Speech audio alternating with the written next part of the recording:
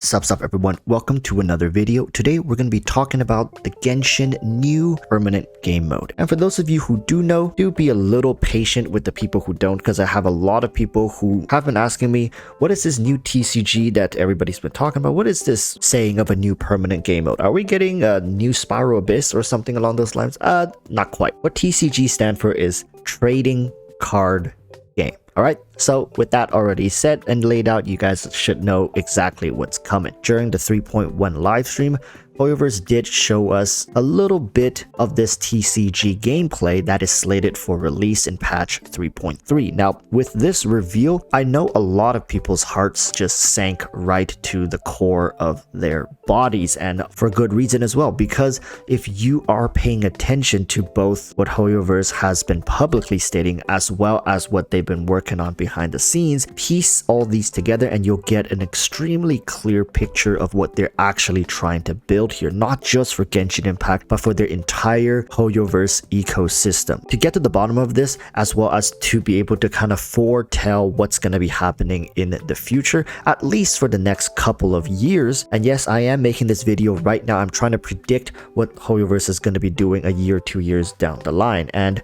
so far, I have been pretty accurate in predicting that there's going to be a new permanent game mode being added in Sumeru, and that has officially been confirmed. Although I did hope that it was going to be some sort of combat related gameplay, as previously the biggest permanent addition to the game is a more casual PvE style game mode in the Serena Teapot. So naturally, of course, I would have thought that a combat based permanent game mode of some sort would have been really nice for Sumeru, but that's all behind us now.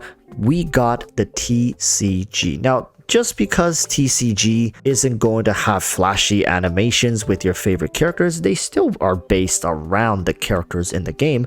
A couple key aspects to note is that they did say this will be a PvE predominant game mode, meaning you're going to be fighting NPCs. However, if you do want to, there is an option for you to fight amongst your friends, but there will be no rewards tied to any sort of PvP ladder. So as you guys can see, this was an active decision done by HoYoverse to do what? That's right, to keep the game fair and balanced. Now, before you guys ask any more questions, I'm going to give you the gist of how this game mode kind of works based on what HoYoverse said.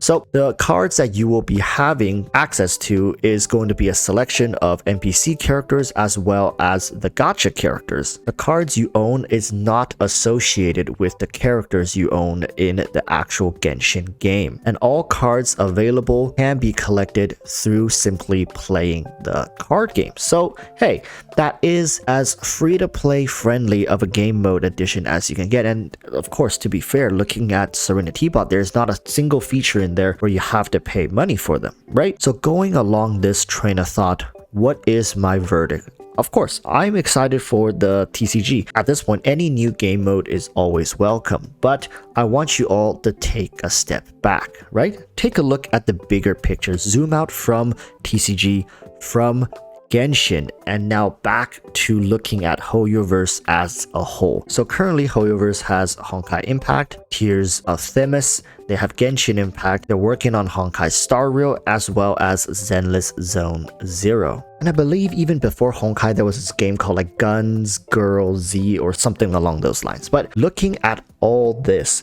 what does it spell out for you? All of these games uses one central feature, which is anime RPG mixed with gacha at its core. And then when it comes to game mode and what you experience in these games has been well diversified into a bunch of different things, right? We got the instance-based Honkai, we got the open world Genshin, and with Honkai Star Rail, we have the turn-based RPG with Zenless Zone Zero. I don't know what it is, but like dungeon crawler, if not maybe. You can see exactly what HoYoverse is doing. Just like how they design characters and content in Genshin, they don't want anything to overlap at all. So why is it so important that releasing a game mode such as a card game has given us enough insight to know that going forward, it's highly unlikely any sort of traditional style game modes will be added into Genshin Impact, meaning raids, guilds, group battles, and all sorts of content that revolves more so a game game mode as opposed to a genre. Right now, HoYoverse is trying to expand upon the genre of play, if that makes any sense. All right, so before you guys continue watching, comment down below what is a potential genre of gameplay that HoYoverse can still tap into. Personally, I was thinking something along the lines of an auto chess game mode, because auto chess in of itself is an entirely different genre. It's not simply just a game mode, even though it did start off as one.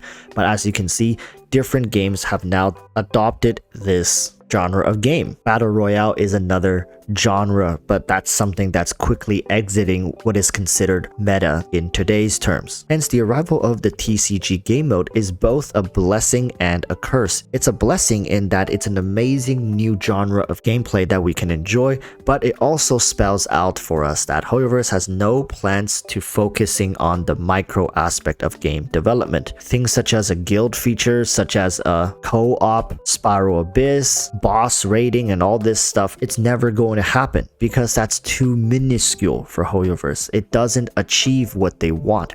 If they want to farm more play hours, they can always make slight adjustments to resin or drop more events revolved around resin without needing to develop entire new game modes that are already more of the old and currently existing archetypes of old generation RPG games. In a way, you could say HoYoverse is trying to push the limits and boundaries of what is acceptable within mobile games. It's really unheard of where a mobile game has the level of detail as Genshin, with its open world, with its music and its multiple game modes. Now adding in another one in trading card games. There's a lot to be excited about here. And if you're not excited, maybe it's just not the right game mode for you. I mean, you don't have to be excited for everything that HoYoverse does. A trading card game may sound exciting to some, others not so much. And depending on how they implement it and how it affects the game, maybe people who aren't excited now will feel that the game mode isn't complex enough, that there isn't enough to be doing in that game mode on release.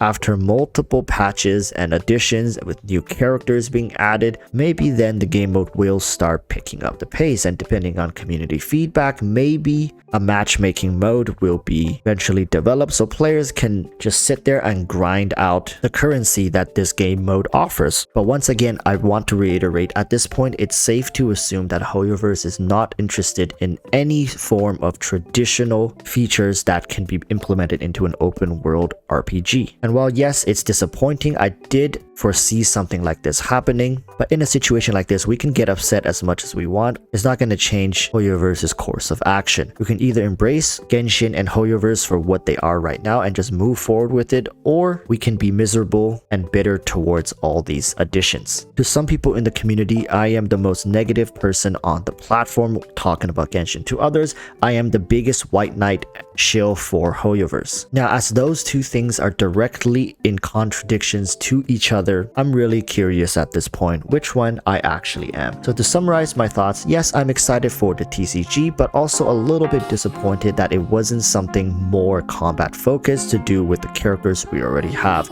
So what do you think? Let me know in the comments down below, and I'll see you guys in tomorrow's live stream where we can talk more in detail about this new game mode. Okay, till next time, I urge you all to stay safe. Peace, bye.